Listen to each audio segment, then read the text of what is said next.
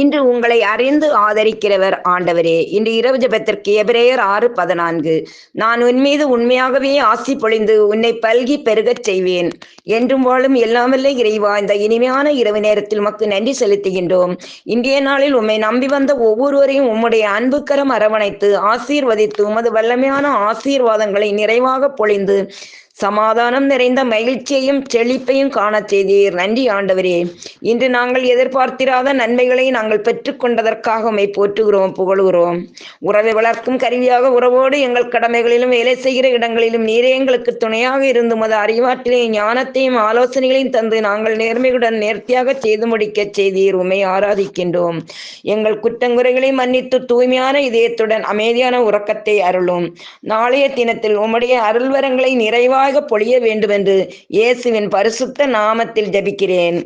ஆமேன், ஆமேன்.